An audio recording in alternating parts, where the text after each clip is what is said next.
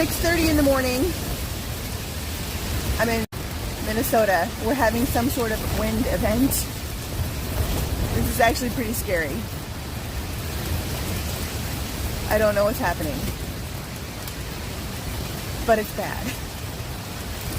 I think it's fair to say I won't be biking anywhere today. Some of the worst wind I've ever been in.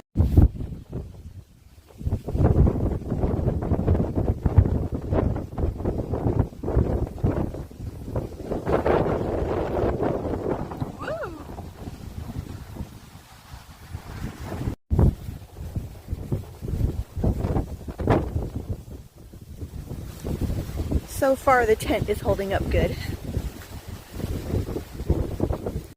Really, in a perfect world, I should be cycling into North Dakota today.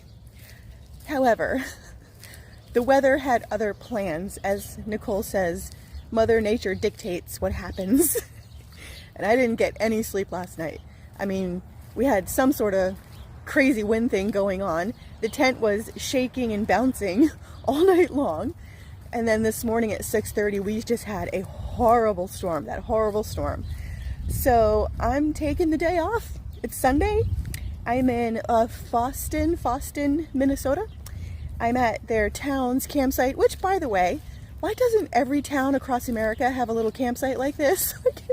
Lots of little towns have them, and I feel like they're great. So I'm at and they're very affordable. So I'm at the town campsite. And I'm going to stay an extra night, take an afternoon nap, get a little extra sleep, be all nice and fresh for tomorrow where the wind is supposed to be better, should be better traveling for sure. I treated myself to breakfast and then I got thinking if every town had like camping areas like this town does, and there was another town in Michigan that I stayed in, Seney, they have one, most towns would be overrun with homeless people. So I get that, but I guess when you get so far up north, that's not an issue, but I know it's an issue where I'm from in Colorado and Vermont.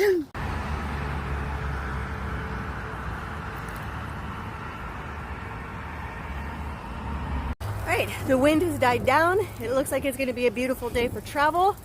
Time to get out of Fosston, head towards North Dakota, and see what happens next. I am predicting I will get to Montana before I get really stopped by the forest fires. But let's see. You never know till you try.